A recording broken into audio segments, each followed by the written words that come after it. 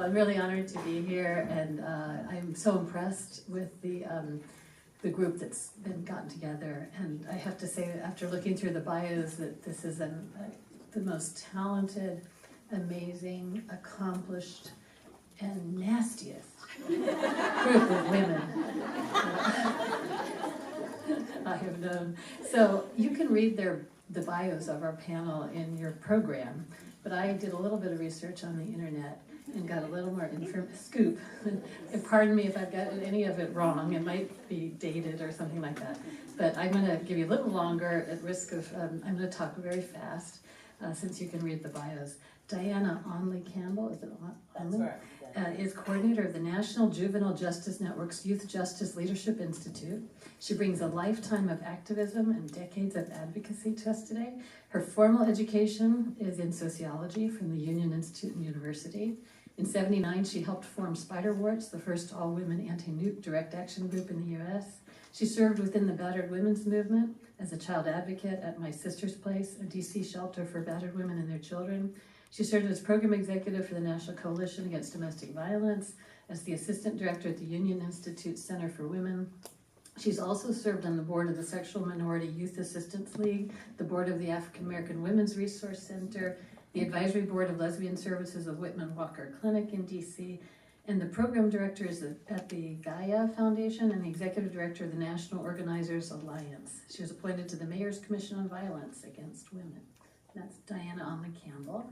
Our second person who's going to be speaking is Chantel Bakani, and she's senior lecturer at the USC Suzanne Dvorak Peck School of Social Work in the Department of Children, Youth, and Families. Her BA is from UCLA, and her law degree, also a loyal Bruin, from the UCLA School of Law. Her master's degree is in social welfare with a concentration in macro practice from the UCLA School of Social Welfare. She teaches graduate level policy in the School of Social Welfare, works at Public Counsel as an education attorney and social worker in the Children's Rights Project, providing legal and social advocacy. She works on policy issues related to court-involved youth. And she was a Soros Fellow at the Learning Rights Law Center, where she developed the School to Prison Pipeline Reversal Project, very timely, to protect minority youth with undiagnosed and untreated disabilities who are pushed out of schools into the juvenile justice system. And then there's Everlyn Hunter, who is a psychologist and a filmmaker in her other life. She had her training at Vancouver Film School, the California State East Bay, Stanford University, and University of San Francisco, where she received her doctoral degree in psychology. She served as a board member of the Alliance of Women Directors, and she is serving as a board member and officer of nonprofit organizations supporting LGBT rights and culture, including the International Gay and Lesbian Human Rights Commission, the Beth Chaim Kadashem, and Tricone. And she's, in her other life, an award-winning filmmaker. And I actually looked through some of what she was showing on her website. Very exciting. In 2010, she received the Bronze and the Platinum Best in Show at the Aurora Awards. And lastly, and I'm sorry I didn't allow time for applause, we'll do all that at the end, is Jyoti Nanda, and she is the Binder Clinical Teaching Fellow here at UCLA. She is in the School of Law. Her undergrad education was from UC Berkeley in Ethnic Studies and Rhetoric. She got her JD at Northwestern and has been UCLA faculty since 2003. She's co-director of the Critical Race Studies program, core faculty of the David Epstein Public Interest Law program. She founded the Youth and Justice Clinic and worked on the Juvenile Justice Project. She developed a class called Intersectional Perspectives on Race, Gender, and Criminalization of Women and Girls, co-chaired a national conference on that topic. She was awarded a Scodden Fellowship to work at the NAACP Legal Defense and Education Fund. She's on the advisory board for the South Asian Network and their Bar Association, or in the South Asian Bar Association. She co-founded their Public Interest Foundation and received a Trailblazer Award. She helped develop a 9/11 Legal Response Network, which is an anti-hate crimes advocacy group, and she received the Dream of Los Angeles Award. And that's our panel.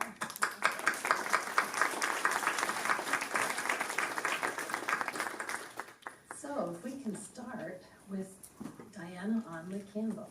Now, I think she's going to come up here or stay there.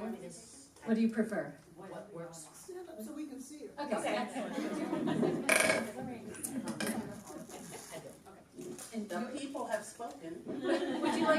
podium? Would you like They want table? to, I'm gonna come right here because that's what I heard. Good morning, everybody. I am so pleased and honored to be here today with you to, thank you, share my thoughts about criminalization of young people and their communities. I want to actually focus a lot on their communities. A little bit about me. I'm a DC native. I always say that because I realized after my travels that there are people out in the country who don't realize that people are born and grow up and go to school and get married and have children and die in DC. It's a place where people actually live. And I'm proud to be a native up there. And I'm also proud to be part of the movement for Black Lives. And in that regard, I want to lift up the names of 3 people in DC who have been killed by police or paramilitary activities. One is Alonzo Smith, who was killed in 2015 by paramilitary agents. Terrence Sterling, who is a friend of my family's, was killed on September 11th in 2016 by Metropolitan Police. And Juvenile Hall was killed on Christmas Eve 2016 by Metropolitan Police. These are names that you have not heard, but they are fully part of our push for justice through Black Lives Matter.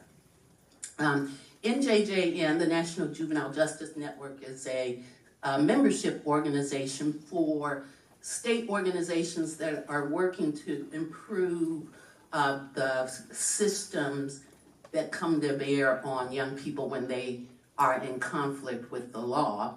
And we also have individual members who are folks who have survived, well, not survived, but have successfully completed our leadership development program. And that's the, yeah, survive, it's probably true, but we don't like to say that too much. The Youth Justice Leadership Institute is a leadership development program for professionals of color who want to be leaders and affect change in the youth justice systems. So folks often assume that we actually work with teens and young people, and actually our youngest fellow was 19 when he started with us, and our oldest was in her 50s. So we are a cross-generational, multicultural endeavor. We have people of color of all colors except for white people. So, and my purpose today is to talk to you about community power and to encourage you to use that as a frame for your work. Be your work scholarly or practical. I want to help you and assist you in applying that frame. So trauma, as we all know, is a Greek word that means wound, right? And the standard and acceptable response to trauma is care, right? But if you are traumatized and you live in certain communities, the response to your trauma is likely to be criminalization, right? It's not going to be care. People talk a lot about the school to prison pipeline. There's actually a womb to prison pipeline, right? Understand that before some of us even take our first breath, we've already been shunted toward incarceration. For Black and brown and red communities, trauma is constant. It's in the air we breathe. It's in the water we drink. Look at Flint. And even when it's not there, the systems seek to place them there. Look at Standing Rock, right? Our communities have to struggle against trauma all the time. And if you're not careful, it's really easy to look at the communities as the source of the problem, right? When you're thinking about Black, brown, and red communities, it's easy to think that the problem is within. But actually, the problem are the systems that don't care for those communities, don't provide those communities with care to address their trauma. And that's because our society systems are essentially set up to perpetuate white domination and white solidarity. That's why they're there. They're not really set up to help people, right? And if you are outside of the social identities, right, that allow you to seek care, it's highly likely, again, that instead of being cared for, you're going to be criminalized. And my own family struggles with this in the present, right now, right? You also can only just look at the whole opiate epidemic to see the difference. Clearly, it is the same kind of dynamic that was present when crack cocaine was introduced to our communities. But there is a resistance to criminalizing those people because they are part of communities that are cared for. That's the simplest way to put it, right? So what I want to encourage you to do is think of communities not from a deficit frame, right? But from a frame of ability. Think about if you think about community well-being, you're talking about good schools and access to income and access to health care and housing that is safe and affordable. And for many communities, the government systems under which they live are not assisting them in their well-being. They are depriving those communities of good schools. They are depriving those communities of access to income. They are depriving those communities from healthcare and housing. It is not that those people are incapable of those things. They are being deprived of them. Communities are not the problem. It's the systems of oppression and subjugation. That's the problem. And in your work, if you are approaching it as if it's a problem of the communities, you are not going to help, you're going to harm. It's that simple. You're going to harm if you're not doing that. And all over the country, there are groups of just normal, regular community people striving and struggling against the systems that come to bear, and particularly those ones that come to bear on young people and children. Right here in this area, there's the Youth Justice Coalition, right? In Columbus, Ohio, there's the People's Justice Project. In New York City, there's the Justice League. In Baltimore, there's Be More Awesome. There are groups everywhere of community members doing their level best with pretty much little or no support, right? And if you're in a position to bust open the floodgates of material support for those groups, kick them down. Because it is hard, trust me, it is hard to struggle against systems such as which we live under with no material support. And the fact that we foster and create change at all is miraculous, given the absence of that support. And anything that you can do from whatever position of privilege that you have to funnel support towards those people is heroic.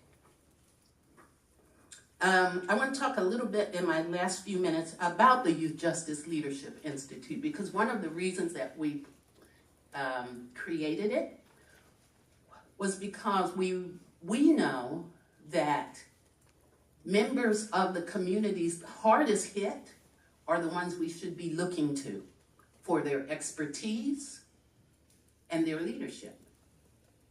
And within the conventional juvenile justice advocacy arena, in that field, there are very few community-based leaders of color. And we are trying our very best to change that, because we feel that having the input of folks from the communities most directly affected means that they're going to strive for the real change, right? The deep change, the hard change, because they feel the urgency, because it's their kids, right? It's their young people, it's their children, it's their nephews and nieces, right? The program is a competitive program. We take 10 people. We keep them for a year. We stand them up on good, strong leader legs, and we push them out in the world. Carmen Perez, who was one of the main organizers of the Women's March, is one of my alums. All right? That's what we do, because it's important.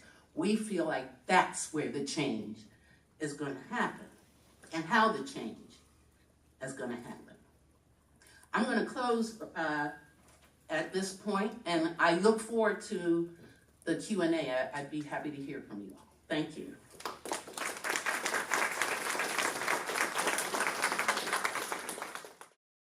All right, so while Claudia is pulling up the PowerPoint, not that tall, so I'll just move it down. How's everyone feeling today? We're here, we're celebrating a birthday, so I actually can't think of a better place to be, so thank you for all being here to talk about something that is of fundamental importance. And I have to say, when Claudia and Beth asked me to talk, I haven't been able to concentrate. I don't know if anyone else feels that way.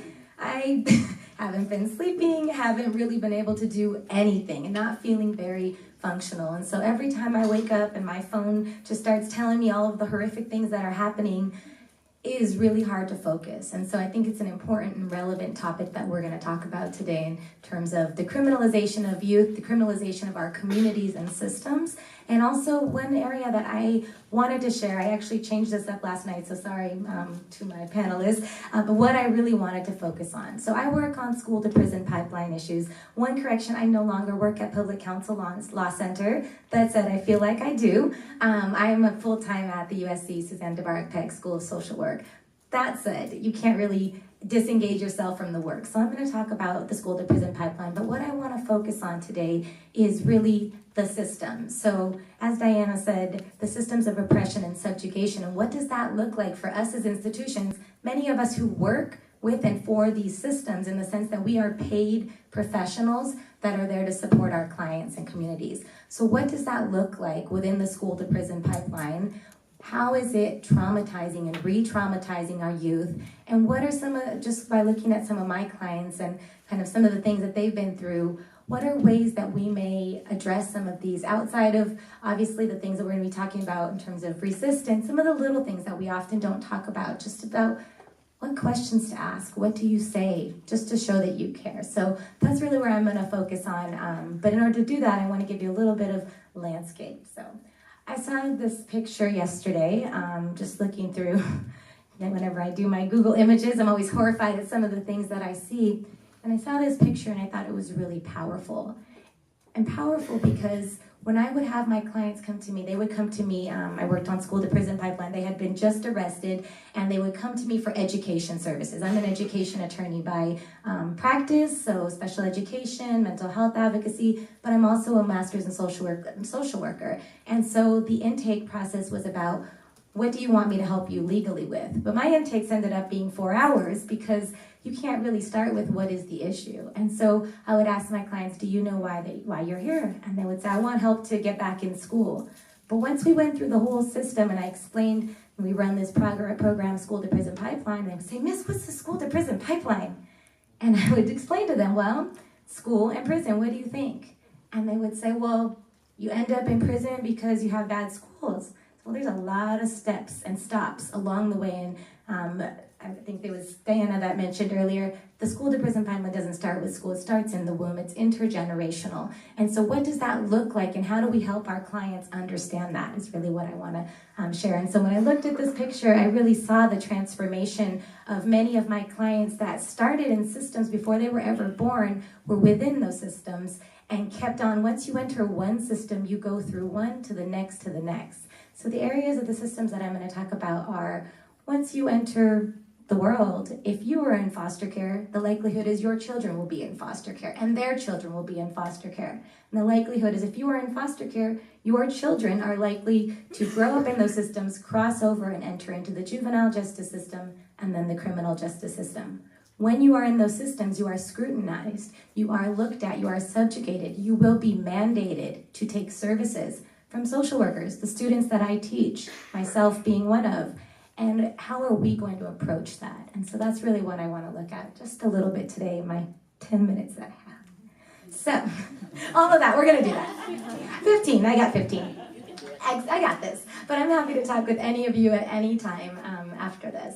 So, the school to prison pipeline. I remember when I first started working on this, Jyoti Nanda, who was my professor at the time and mentor, so it's great to be sitting next to her now on a panel 10 years later. I said, I want to do this work. I've been noticing these patterns. I don't really know what it's called because at this time, people weren't really calling it this. It was what we call the school to prison pipeline. I took a race and education class. I learned this term and I thought, I get it. I just never heard the term. And so I started creating a program and created a program that essentially started to look at gaps in services of social workers, lawyers, and other systems. And so there's a lot of definitions, but essentially the concept of school to prison pipeline, as we all know, is the push out of one system into other systems, push out of school systems into alternative systems, with prison sometimes and often being the end of the road with a lot of stops along the way. These are criminal justice policies, social welfare policies. These are public safety policies, as we're all seeing as executive order after executive order comes down. All of these are part of the school to prison pipeline. My first day on the job, created this program, got funding, felt amazing, showed up decided to do a training for judges on my first day. Everybody over 70 years old, all whites, laughed at me and said, lady, I don't know what the school to prison pipeline is. Did the same training in schools, probation officers over and over. And this was 2008, not that long ago. The same response. This is crazy, this is revolutionary, this is just, why are you calling us out? And so 10 years later, we're seeing a very different perspective. We're hearing Congress talking about it. We're hearing initiatives. We're seeing reform happening across the country. That said, it's a lot of internal stuff that we should be talking about. And what it looks like in terms of who it actually harms. It harms everybody, but who it disproportionately harms are young people of color, those that have already been traumatized over and over through the systems, LGBTQ youth, youth with disabilities, those impacted by trauma, and usually an intersection of all of that. Because as we know, as those that work with individuals with coming to us for assistance, they're often struggling with a lot more because of all of these systems of oppression. So, some data, and I know that I'm sure some other panels will look into this, but just to really look at what that looks like. A young person comes into me, 99% of my clients were Black and brown, mostly male, sometimes female, and many identify as LGBT. Many of them were in foster care. All of them were in juvenile justice. All of them lived in communities that identify as lower SES. And so we talk about these numbers, 3 times more likely, 4 times more likely. You put that all together, you have 20 times, 100 times more likely that they are going to end up in what we call the school to prison pipeline. So I think it's important when we check those boxes as providers on our race for our funding to think about what that really means in terms of implications and where does the data and the research actually, what does that mean for our clients? So that's one thing I just want to start with. So I'm actually not going to share this, but I know that many of you are very familiar with kind of how we got here and also where we're going. But I think it's really important to think about it, especially in today's context, that these wars that we keep declaring, and I don't mean the wars in every other country that we keep declaring, but I'm talking about the wars on our people. War on poverty, war on people, war on welfare, war on Black people. These wars are decimating our communities, and what we're doing as lawyers, as policymakers, is we take these words and we just transfer them. We transfer them from Lyndon B. Johnson's war on poverty to Great Society to Reagan and Nixon and Reagan's war on poverty, drugs, and we take those same things, Gun-Free Schools Act. We take those same language and we stick them in No Child Left Behind, and whatever we're going to call it tomorrow. And so it's important for us as people who have access and privilege to understand how these are being used and then what that looks like in our systems. So, as an education attorney, this is what my life looks like. A young person comes to me and they say, I was suspended, expelled, kicked out, something happened. 4 hours later, this is pretty much a story. They'll tell me a story of multiple systems of oppression, of traumatic experiences for over the years, but thinking about all the push-outs of every system, every school system. They start in a public school, they end up in all of these alternative schools, and at every step of the way they are told you are not wanted here. They continue to experience these traumas within their substandard environments, and I know that Everlynn's going to be talking about our Laco County Office of Education that and the role that that serves, but many of these schools end up to be these substandard schools, and in those they get re-traumatized, they get arrested, they are scrutinized, they have police officers, they have probation officers, they feel constant attack, and so eventually they're pushed out further. At some point, they're either in school or not, they're arrested, and then they get to me. So along the way, there are a lot of stops, but that's what it looks like from an education and attorney's perspective. This is what it looks like from a young person's perspective. They are confused. Very confused. So social worker, we look at systems perspectives. And so when we talk about a young person, they come to me when I'm working as a lawyer and they say, I want this. I think about this, and I could only fit 3 systems, 6 systems on here. There could be 50. Put all the systems together and a young person says, I have a such and such. They may have 3 lawyers. They may have 4 social workers, a substance abuse counselor, a probation officer, a judge, a public defender. They are confused. So the very first thing I do is help them try to break down systems and understand how they all work together. And then from there, I talk about, who do you actually like?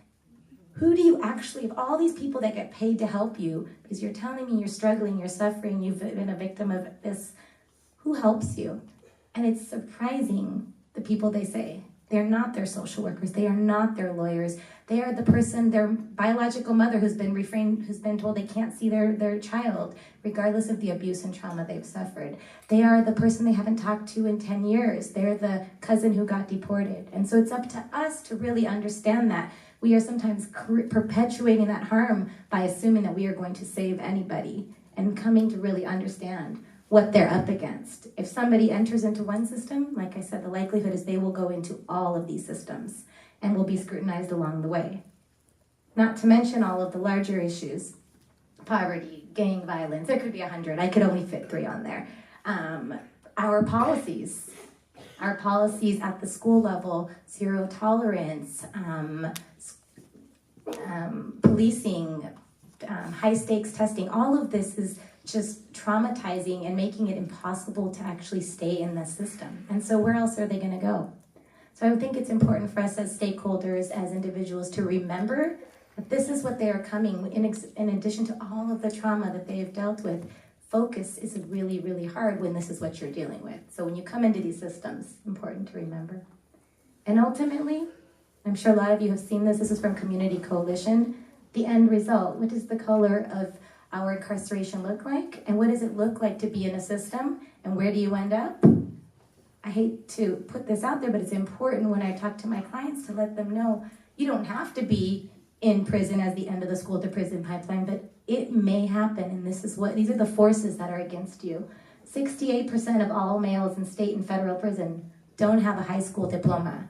So if anybody can deny the correlation between educational failures and system failures and results and outcomes, the numbers are there to promote that.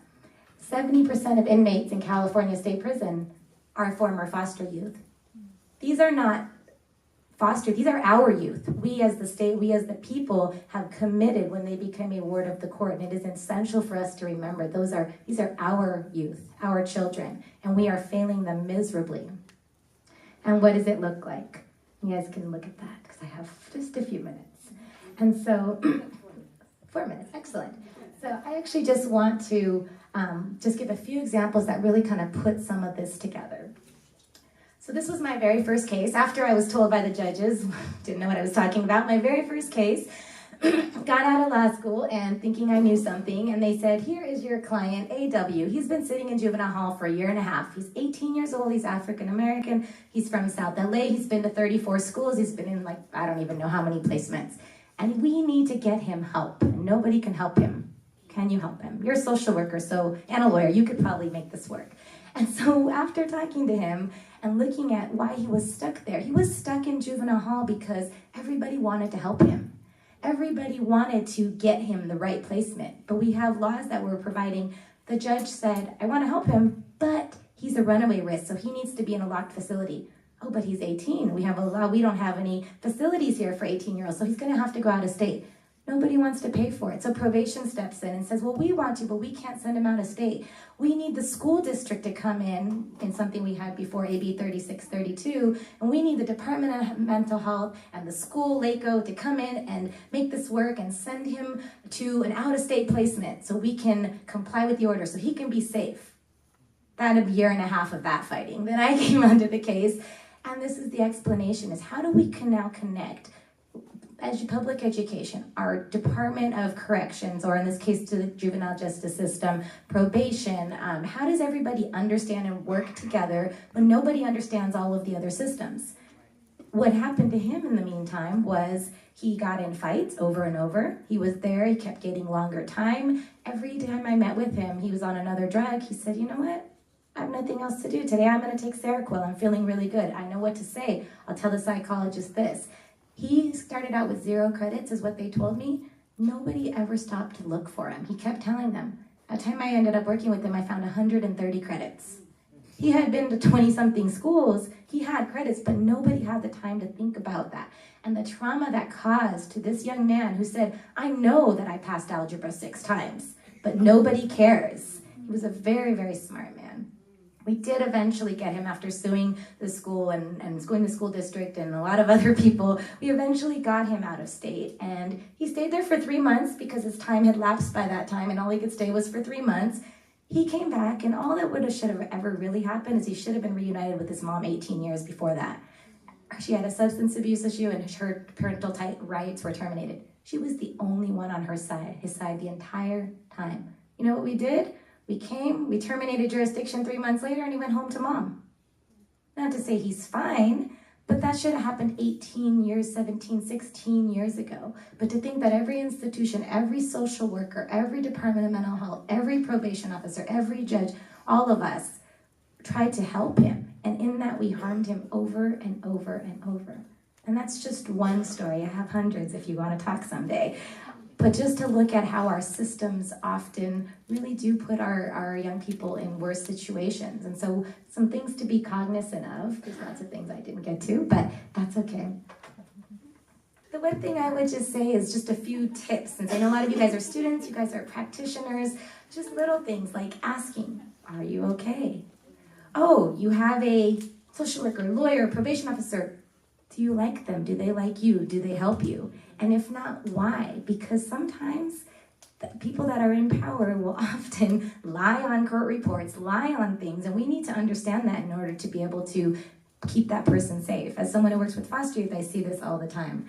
Also, educating in the nicest possible way our colleagues from other professions who know about what they do, but they often work in silos. So how do we become kind of systems approach, macro practitioners to kind of really help people understand? Every time I go to an IEP, I bring resources, and people are thrilled with that. I bring them and I give them papers, 1-pagers, simple things. You would think that they would be offended by it, but they don't know. They don't want to harm, but they don't know. Also, when you're writing your reports, thinking about what those reports actually mean and how they are harming your children. When I've had so many clients later after foster care come back and look at their reports after they're 18, horrifying to think about the 30 social workers they had and the things that they said about them when all that time all this abuse was happening and they didn't notice it. So thinking and asking the right questions in the right way, separating your clients from the providers that, or the foster parents, whoever, and giving them the time to really have the space to talk about these traumas. So I think just those were the few of them. And the other thing I wanted to say as advocates, 99% of the work happens before you ever get into a meeting. Before you get to a planning meeting, a court hearing, an IEP, whatever that might be, 99% of the work is asking all the questions, getting all the documents, putting it all together, making all the phone calls, convincing the hearts and the minds of the psychologists, of the lawyers, of everyone. So when you get into that meeting, that court hearing, that decision, the decision has already been made, and you made it. I can't tell you how many times I write reports to probation officers, to teachers, to people, and I literally email it to them. And then I show up and there it is, cut and paste. But if you can do that, that means you've done your due diligence and you already know what the outcome is going to be. So I think to be preventative and preemptive is important. So I'll leave it with that and happy to answer questions later.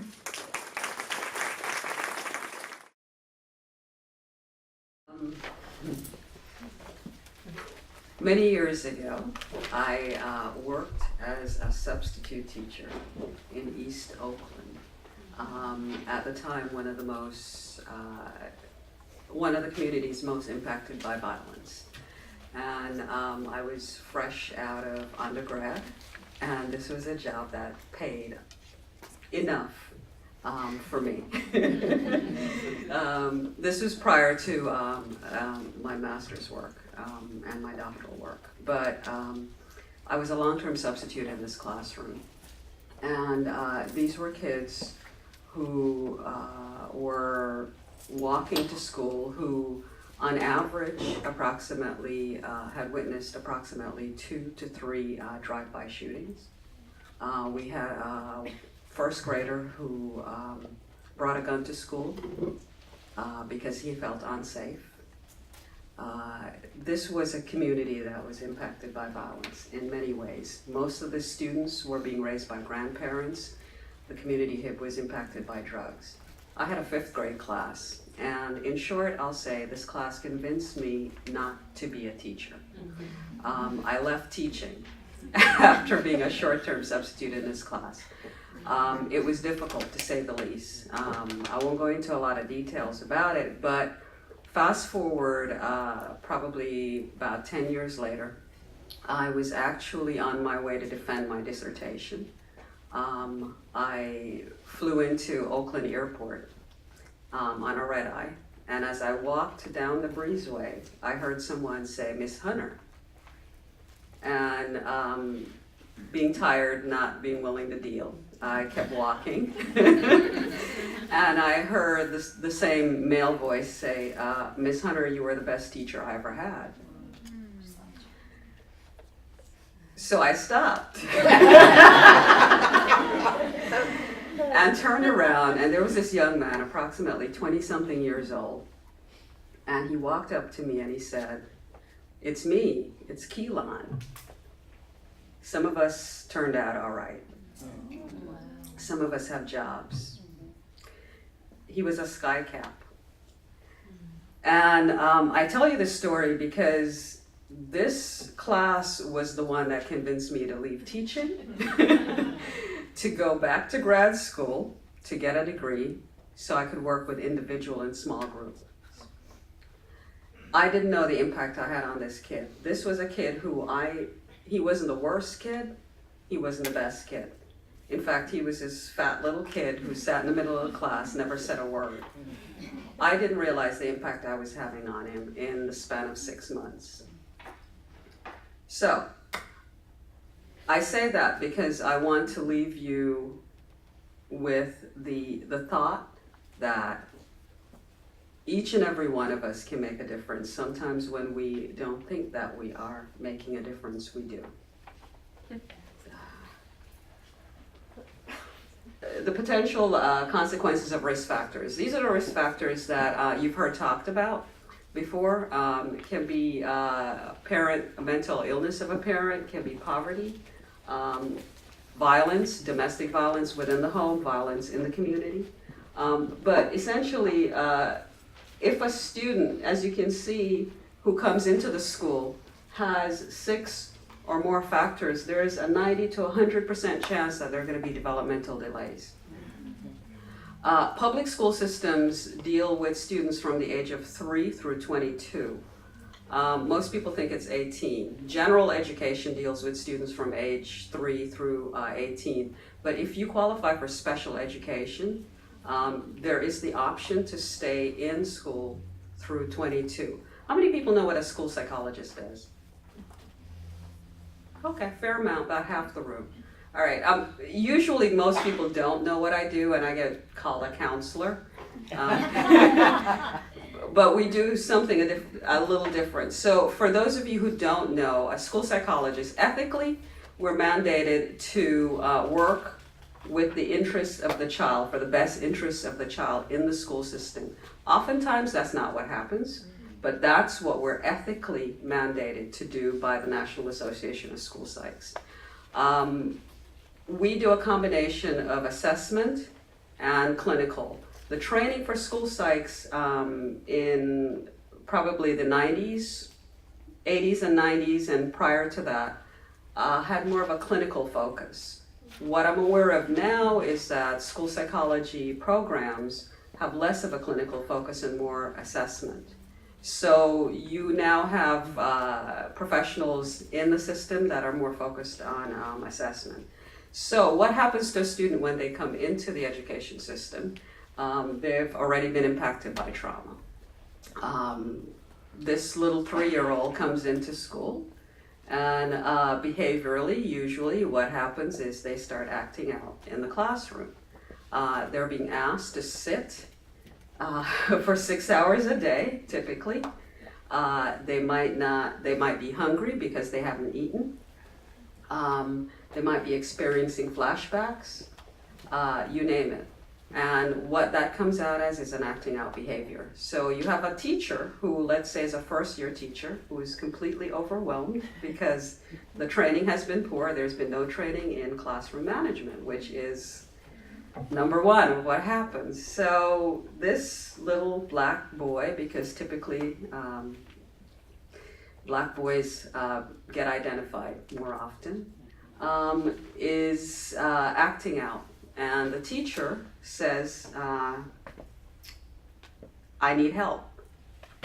So immediately what the teacher will do is they will make a referral. Usually, if the school and the system is being run well, they will make a referral to what's called a student study team. This usually is comprised of teachers, maybe a counselor, maybe a school psychologist. According to the law, IDEA, and this is a brief history just legislatively. I thought there were going to be a lot of lawyers here, so I thought I'd just throw that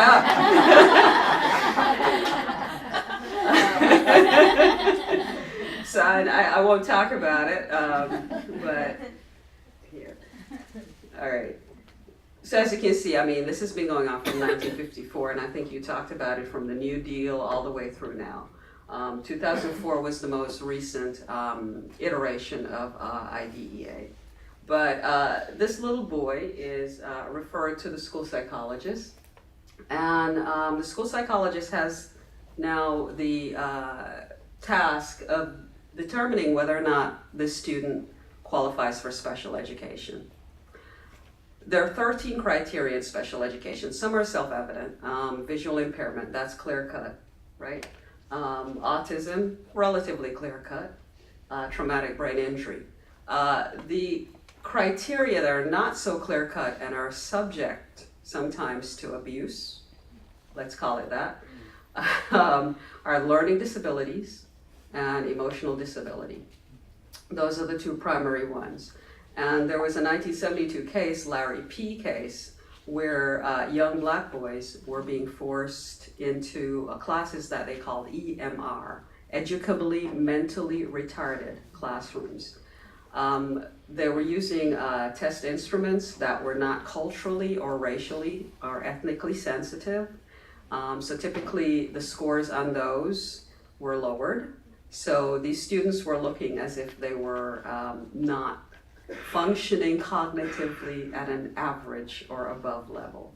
And they were being warehoused in the classroom. So the 1972 case essentially said school psychologists had to use instruments that were culturally ethnically and racially sensitive.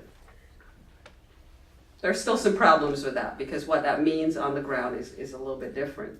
So within the school system, students with learning disabilities and emotional disabilities are the criteria you're going to probably see abused probably a little bit more. For the purposes of time, I just want to focus on one, emotional disability. So an emotional disability. As you can see, this is not a DSM-5 criteria because this applies to students typically age 18 and less. So what we're looking for as school psychologists when we assess a child, this little boy who's been traumatized, we're looking at whether or not he has an inability to learn that cannot be explained by intellectual, sensory, or health factors, inability to build or maintain satisfactory relationships, inappropriate types of behaviors or feelings under normal circumstances, unhappiness or depression, or somatization. He only has to have one of those. This says nothing about his cognitive level. This says nothing. He could be average. This kid could be functioning at a superior level. But if he meets any one of those criteria, then he can be designated as having an emotional disability. So, youth with disabilities, some numbers, are less likely to enroll in post-secondary programs than their peers. Annual income of youth with disabilities, broken down by the disability. Whether or not they have a savings account. As you can see, for emotional disabilities, 91.5% of students identified with emotional disabilities earn $25,000 or less, post-high school. So the impact of what I do, I understand all too well. So let me give you a worst case scenario. So let's say this little boy, age 3, comes in. He's been traumatized. As Chantal said, no one has asked a question. No one asks what happened in the community. No one pays attention. We find him at age 15. He's in a locked psychiatric facility. And even in a locked psychiatric facility, students have to be educated by law. So there's a school in the middle of this locked psychiatric facility with teachers, with a school psychologist. And he is locked in. He is angry. He does not have a special education designation at this point, but he has ended up in a locked psychiatric facility. So what can a school psychologist do? I go in and I ask and I look at all the records and I find this is a kid who has been suffering significant trauma throughout his life. This is a child who was born into a family where domestic violence was predominant. His father eventually ended up killing his mother.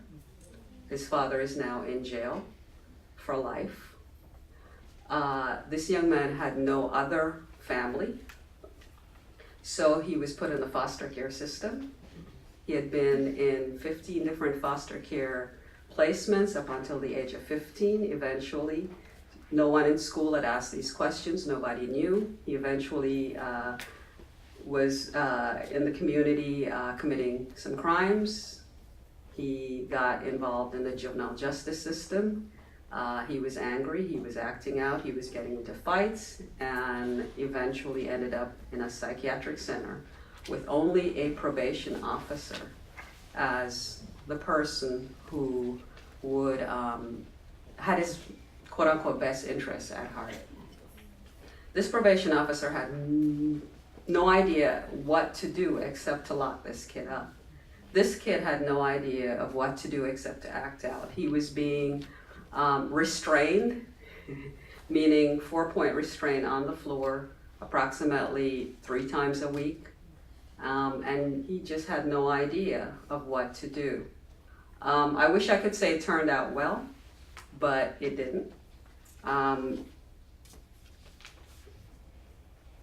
And I didn't know how to help except to get the information about his history into his report when I did my report.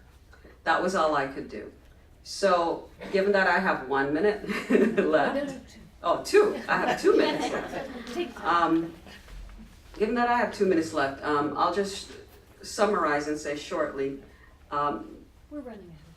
no matter what capacity in which you interact with a child, I do it one-on-one generally. As Chantal said, please listen. If it's an issue of paperwork, because we're in systems where that's important, don't allow just the paperwork to hold up any help for this child. It sounds really small, but I've seen a child not get physical therapy for 3 years because someone didn't do the paperwork. Take the time, please, to care and to listen, because the research really indicates that a supportive, responsive relationship with caring adults who mediate any of that as early in life as possible can prevent or reverse the damaging effects of toxic stress response. So I'll just leave it there. Okay.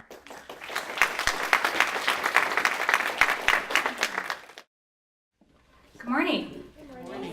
Everybody take a deep breath. This stuff is kind of heavy, and it's just the beginning of 2 days, so take a deep breath. My name is Jyoti Nanda. I teach over at the law school, and I'm delighted and honored to be here today. By a show of hands, how many people in here are undergraduate students? High hands, undergraduates. Way to go, y'all. Welcome. Graduate students of all schools, welcome. Faculty, welcome. Staff, welcome. People who care, my favorite category, welcome. I want to thank Beth Rebay and Claudia Pena for inviting me. I remember the inceptions of this conversation maybe almost 2 years ago now, a year and a half ago at Native Foods in Westwood. And it's wonderful to see it all come to fruition, but really a credit to them for the way in which they think about interdisciplinary work. So really, again, if we could give them a round of applause. I started a clinic 4 years ago at the law to my students to do holistic representation. Prior to that, I taught a seminar.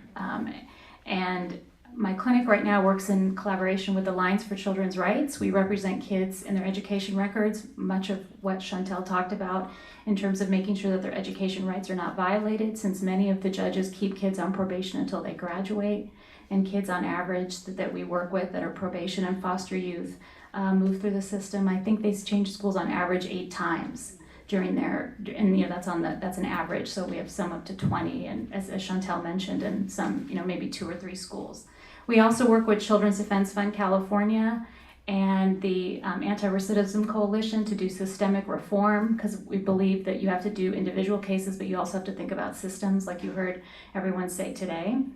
I want to thank my law students that are here. They didn't really have a choice because we have class during this time, but they're here. And I want to thank them for being here and for inspiring me to keep teaching and doing this work. And for the alums that are here, we have several alums that are alums of the law school that are that are speaking today on the panel and also tomorrow on the panel. Some are in the audience. So if you're a student here, whether it's an undergrad or graduate student, you should be proud of being part of an institution that cares about these issues. I mean, both Beth and Claudia are also alums, so you should be proud of being part of an institution. Even though I'm a bear, I went to Berkeley, go Bears. But I still think it's wonderful to be. It's wonderful to be part of an institution that cares a lot about these issues. Coalition building, exactly. And I want to share that, before I start, I think when you enter this conversation, anytime you talk about the criminal justice system, it's important to orient yourself, because we all come into this conversation with our own biases. And I want to be honest about what those biases are for me. Yes, I'm a clinical law professor, and I'm a researcher, and a scholar, and a lawyer, and an advocate. But I'm also a mom of 2 kids in elementary school, in public school. I'm also an immigrant myself who hails from Kenya, and the daughter of a refugee and an immigrant. So I come at this from wearing all those different hats, and I think that's important that we honor the voices of all of us in this room and how we approach this work. So how I see it may be different than how you see it versus your vantage point. I think it's important to think about that. And I wanted to start today with this quote, which really echoes everything that every single person has said today, and it's from a parent educator, that the way we treat our children directly impacts what they believe about themselves. So I want to pull back for a second and talk about how what we're really doing here with the systems that we've created is disrespecting our children.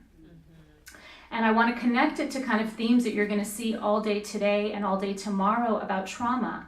And the thought that was put into wanting us to start with the juvenile justice system was in a lot of ways to start with the children and to think about how the impact of the trauma on the children sort of impacts their entire trajectory throughout the criminal justice system, assuming you think it's a trajectory and not a circle, which I think some of us think it's a circle. So I'm not going to dwell on trauma. Everyone has said it here so much better than me, and I'm not a scientist, but I do think that when we talk about trauma, we have to be very careful how we define it, and we talk about students and children and adults experiencing trauma, not being necessarily traumatized, because we all know that people respond differently to trauma. People have different types of resilience, and I worry about the pathologizing of communities when we continue to talk about how they've been traumatized. And so it's a line that I really try to walk, and so I apologize in advance if I go too far, because again, like Diana reminded us, this is really about communities, and so I think we need to honor that when we talk sort of them, that we're sort of part of them. Okay, so one of my law students said to me the other day that after a visit to juvenile court, when I asked them to debrief what they thought were in Inglewood Juvenile Court a lot, how she would describe the experience, and she sort of sighed and said, it's really a lot of adults doing very little for the child. And I really think about that when we think about systems. It's a lot of adults in these systems making decisions for a child. Every system that you heard about today, every system that I'm going to talk about today is adults making decisions for a child. And you are all hopefully going to be in positions, and some of you already are, where you're adults making decisions for a child. And I want you to think about that as we go through this.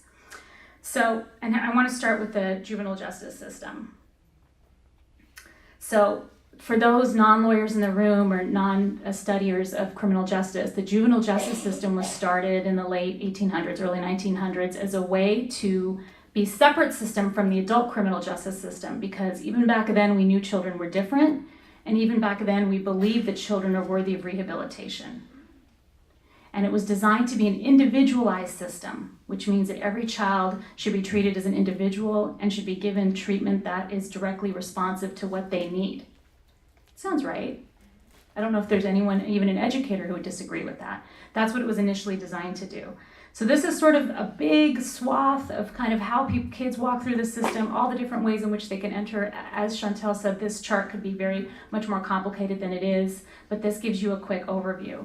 But what I want to show you, the red places are all the discretionary parts of this system. So what I mean by discretionary is these are all the different parts in the system where adults are making discretionary choices about what to do with a child. So yes, there are laws. I wouldn't teach law school if I didn't believe in laws.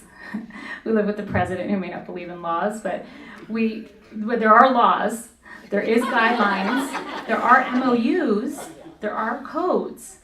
All of these things are true. That's why you're here as a student. But there's discretion in how you interpret those laws. If nothing you've learned in the last couple of days with the Supreme Court, with the Ninth Circuit case and with the executive order, is that there is discretion. There is a lot. I'm sure the law students or lawyers or people that are more familiar with the law I've been dealing with a lot of texts from like family and friends about like, what does this all mean and how is this going to work? And sometimes it's hard for me to explain because I'm still trying to figure it out myself too.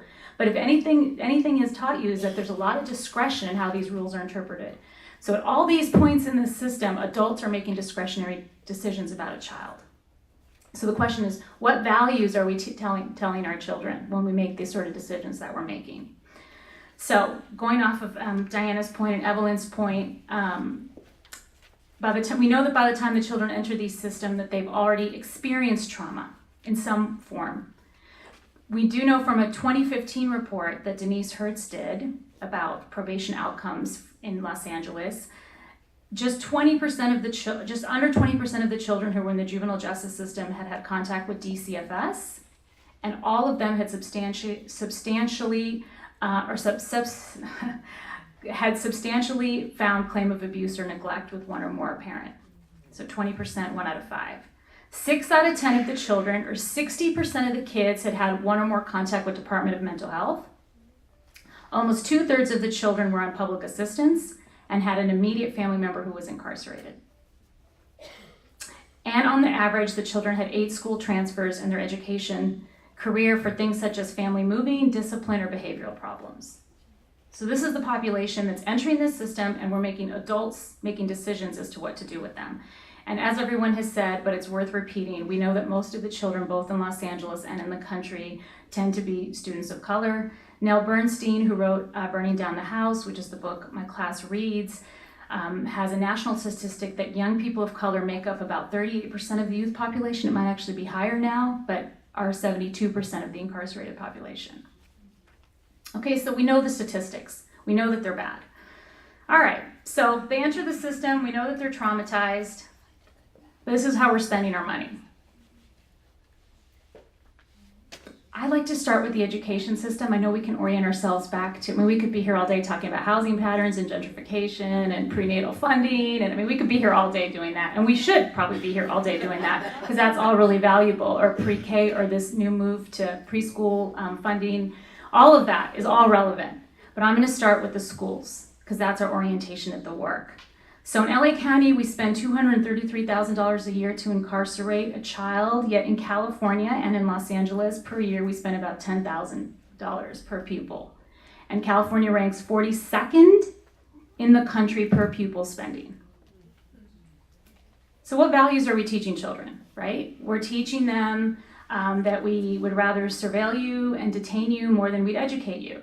Remember, how we treat a child impacts how what they believe about themselves, right? What values we place on them.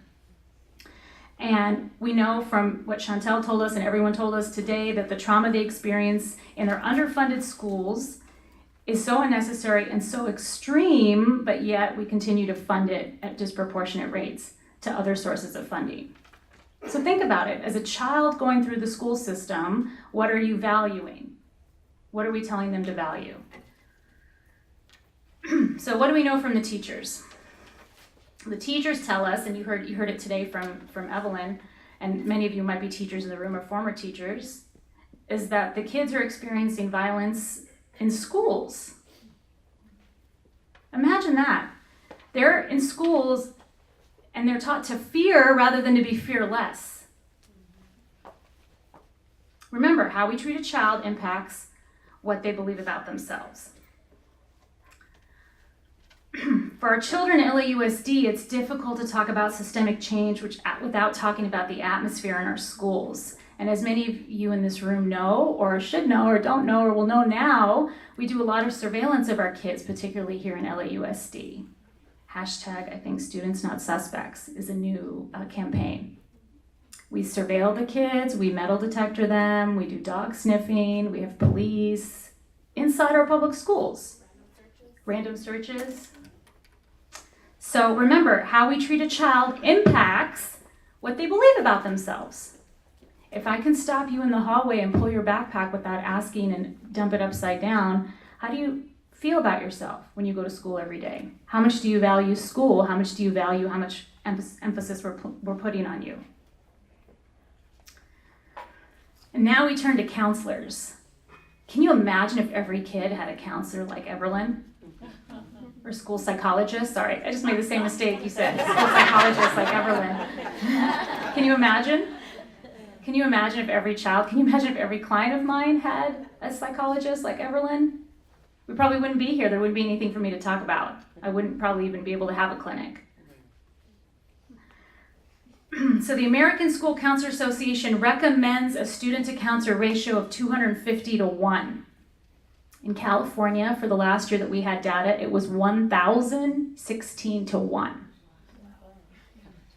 And of course, it impacts the most disproportionate student. And we know we see that with our clients, and Chantel saw it with her clients.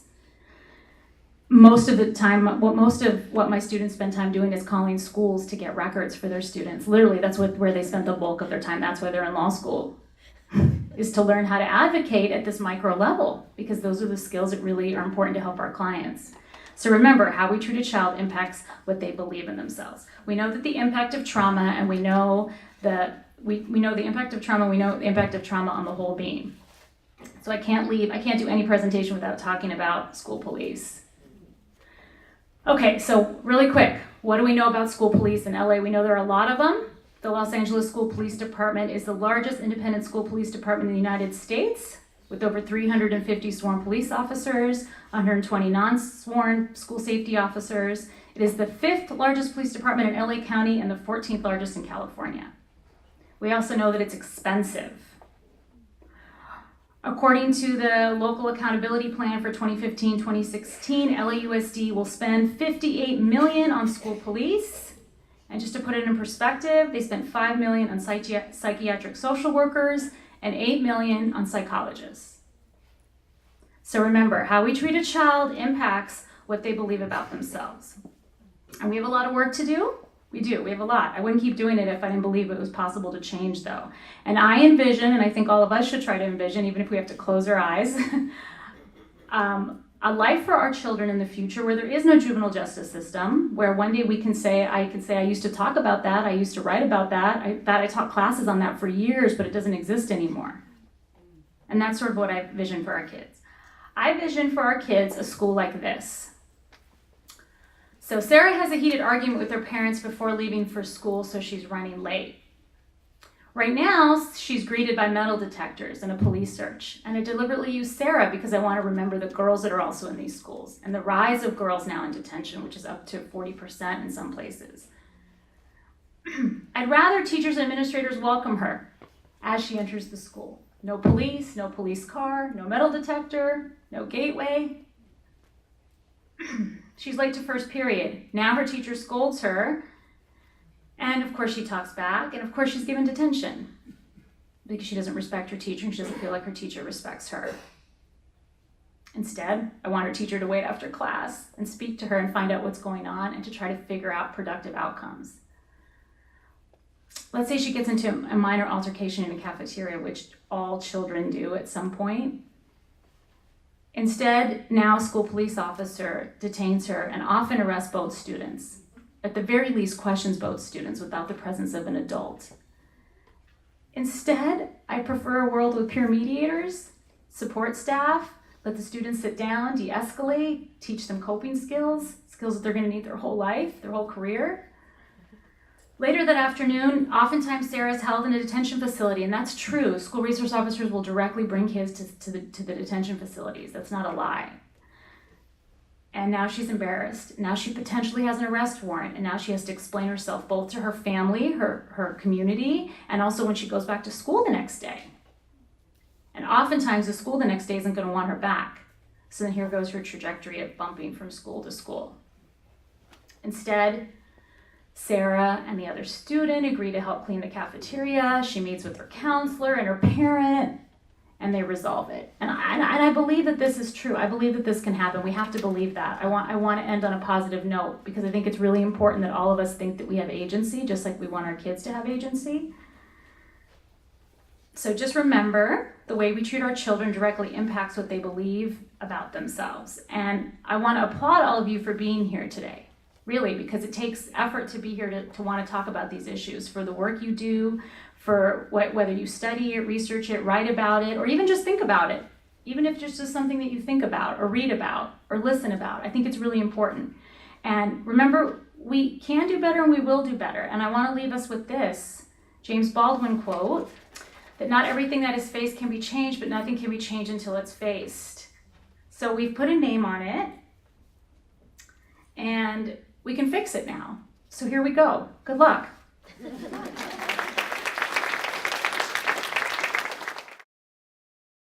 I was struck by the image that, I can't remember, it was Evelyn perhaps, I don't remember who, oh, I know, Chantel, of the training the judges and being in front of this group of over 70-year-old white men with strong points of view and closed minds. What strikes me is that our voters and our media are so intensely involved when an executive, the branch, so we have legislative, judicial, and executive branches, when there's election for someone in the executive system, we are investigating those people under a microscope. When judges are up for election, do we even know their names? And what can we do about that? Why is it? Why does the media not care? Why do voters not care? And is there anything that we can do, and would it make a difference? Can you hear me? Yes. I mean, I can't say it's Just hold it. all day. So I think it's absolutely a huge issue, and I have to say, having gone to law school, all these. Yeah, just stopped. The backside of it. It died too. One of the things, so I teach a social work in the law class, which is really awesome. I get to teach social workers about the law and how to interact with. Just keep talking. Yeah, Okay, we're so, Nothing to do with this one, does it? If I turn this off? No. Okay. Will you come answer? yes. Get our morning exercise. So one of the things I teach this class, social work in the law, and social workers aren't always interested in some of these things, but all of a sudden everybody's interested in civic engagement. And so I think this is one of the times, last weekend we did a conference and we had the ACLU come, and their communication strategy person came and talked to us. And there is no shortage. And what's exciting is people are finally noticing that there are 3 branches of government. There's some conflicts, there's some problems, and that we actually need, our areas and acts of resistance have to happen with understanding our commitment to democracy. So that said, this is an exciting time. It's also an exciting time for our awesome millennials who are inventing app after app after app. And so I think it's every day in my class, I bring in a new something I come up with of how do you understand, how do you research? And so I think it's really just about us being vigilant, us starting to make that connection between these systems. And luckily our media, who's now being pushed out of the system, is finally stepping up and realizing that. So I think it's staying and being connected to these new things that are being invented to do this type of research, understanding the absolute importance, and then highlighting these opinions. Never before have my students been interested in hearing decisions and hearings of the arguments that are happening at the Ninth Circuit. And so I think this is really an opportunity to start taking what our younger millennials are inventing and having them put it out there on Facebook and Twitter and Instagram. So I just want to put that out there as I'm seeing my students just being engaged and activated and asking me about judges, asking me about everybody. So this is just an opportunity. So I just wanted to share that. Okay. More questions from the audience? If not, I'm going to go ahead and ask the panel if they want to bring up an issue that I cut them off from talking about, and then I have some more questions. But did anyone want to, cover a little more territory? Was there something you wish you had said? Okay, nothing. Okay, excellent. In that case, let me move on. I was very unaware of a lot of what was being talked about here, the idea of many of these systems being designed in order to maintain the supremacy of white male in America, until I saw the Michael Moore movie, which covered this. It was completely eye-opening. There was, I don't know, how many of you have seen the name, I forget the name of the movie. No? I'll remember, yes. Annette, what is it? I don't remember the name of it. Yeah, I can't think of the name of it. But in this fairly recent documentary, he starts showing footage from civil rights. I think it was something like Where Will We Attack Next? Or something. Where Will We Invade Next, yes. And there was footage of the civil rights, and I'm thinking, how does this relate to, he was talking about the war on drugs, and I couldn't understand this relationship between civil rights movement and the war on drugs, and realizing that those two were related, or could have been, probably were related, was quite an eye-opener for me, and I think that's what a couple of speakers were talking about today. And I just wondered if you wanted to go in a little more about the notion that these various wars and campaigns and No Child Left Behind are actually supporting, protecting certain members of our society from the growth and development of other sectors of our society. But we don't have a. Oh, that's right. You don't have a working microphone. You've been silenced. I think it's. Wow. I thought it was the work of our executive branch. Okay. So So, Fantastic. another interesting thing that I've noticed is I'm very involved in the disabilities community with a son with autism, and I've been through the IEPs and all this. I have great respect for school psychologists who've been allies in the effort to get services. And I had one there was one who was an exception in terms of the ethics, and she held up occupational therapy for 3 years so I've seen what you're talking about. And what I've noticed is that there is a huge disparity in how services are provided across color and ethnicity lines. And it appears to relate to the willingness and resources to take litigation to the schools to demand, or to the school district to demand services of various kinds for those who have some kind of emotional disturbance or a disability of some kind, a learning difference. And I was just noticing that, can that ever change? It seems that disproportionate resources are being given out of issues of liability. And it seems, in fact, that liability is one of the greatest issues that drive disparity, in fact, and are responsible for the difference between the budget for the police in schools and the budget for school psychologists and psychiatrists and counselors. Thoughts on that, Everlyn? So, Oh, here we go, it's on. There you go. This one's on too. Working in the schools, what I've found is that the louder you are, the more attention you get. And as I see myself as a child advocate, and what that translates to in the school system is that I absolutely have to be a parent advocate, because the area I work in currently is largely Latino Spanish speaking. So language is often an issue. So the things that I do is I try and make sure there's an interpreter who is trained. It's not just a family member who is there in meetings. I connect these parents with resources. I try and educate them about the system.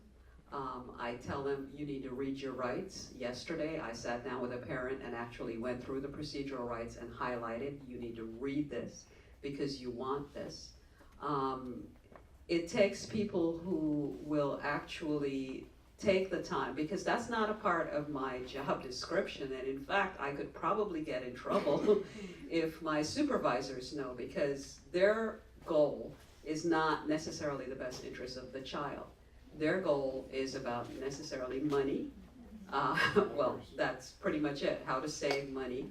I brought a case to someone above me, an administrator, let's say, and the response to me was, you might need to change your report because we don't necessarily want to spend the money on an individual examination, i.e., I forget exactly what it is. Right. Right. So it is about money. Meanwhile, my concern is this child is not being served well. So what it will take, I think, is people of conscience who are working in those positions to keep the child as the number one most important person, and to see the parent or caregiver as the extension of that child, and work towards making sure the interests of the child is taken care of.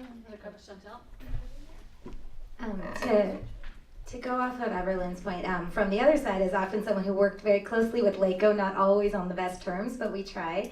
I think that there are things that have to happen simultaneously. As a lawyer and also as a social worker and working at public counsel, we would often work kind of a four-pronged strategy. And so one is, how do we actually think about all the people that come in contact with all of the people involved in these systems? So the caseworker, the social worker, the Department of Mental Health person, the psychologist, and how do we actually give them real training? We set up a system for a program I ran where we trained social workers for 24 hours over 6 months. They were caseworkers, BA level caseworkers, who would go to IEPs and never say anything, ever.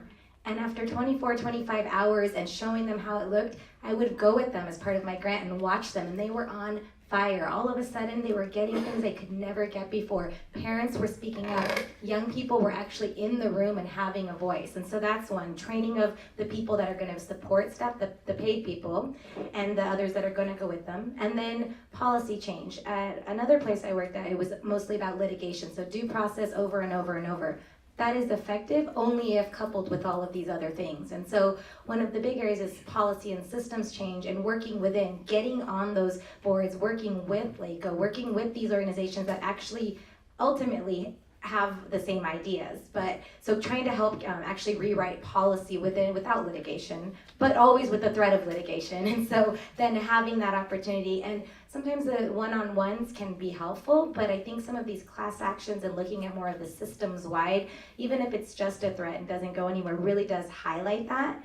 But overarching, when we think about person and environment from a social work perspective, since the person and the young person should be in the middle and everyone else supporting them, what does that process look like? I can't tell you how many of my clients that we're fighting for all of these legal interventions that take years. In the meantime, I mean, it's sad, but I have clients die, get shot, killed, beat up. In the meantime, we get them $50,000 and we get this great law, but they're never gonna see that because their lives are completely destroyed in the meantime. And so how do we then at that same process support the family and the young person in that process as we're asking them to help us go through the legal process to make systemic change? So I think it's really gotta happen, all of those at the same time. Can I add that every single person in this room told a person or posted something or wrote an op-ed or tweeted or posted this conference or went to their local school district, even if you don't know where that is, look it up, and ask them how much money you spend on school police in the district. I'm a taxpayer in this district and I'm just curious. And if every single person did that and we said that to every single person we knew, then things are gonna change. And they have to change. So I believe that they will. I believe that in communities they're already changing. Change is slow, and sometimes it's 2 steps forwards and 3 steps backwards. We know that, but it's going to happen. But the important part is that we're all aware of it, and that I know that there are representatives from the elected officials here today. I hope they're taking notes. And they're welcome to talk to any of us. We have lots of data and statistics for them and reports up the wazoo. So whatever they need, we have. So it will change. It will.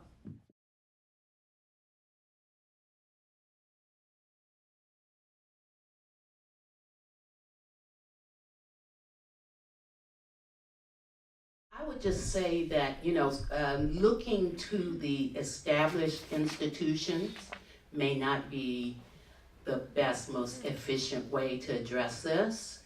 And so in some communities, what people are striving and struggling to do is set up well-being centers in their community, not attached to institutions, right, outside of the community. And in those centers, they are providing lots of peer counseling, all kinds of things. So I think we should just be willing to look outside of the usual parameters in terms of trying to provide this. My question is for mental disabilities. So I have an autistic son as well, and it took many, many years of me going back to school, picking him up for behavior issues, and taking him out of school before we actually got one-on-one services for him. When we finally got the one-on-one services, it was outside of the school district that they brought in an agency to provide the one-on-one services. And it's been really, really helpful because he went from, his goal was to be as normal as possible. So the restrictions that they put on him were not things that he understood. If the kids were jogging around campus, he wanted to jog around campus, and why can't I jog?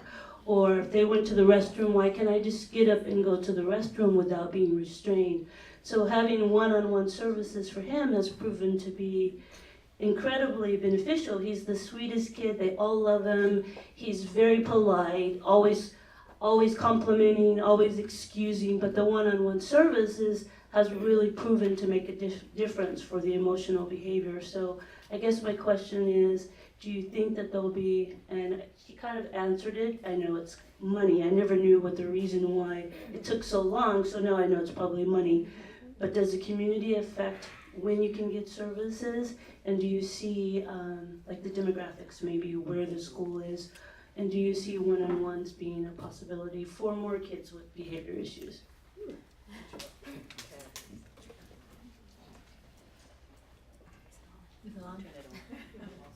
Hello?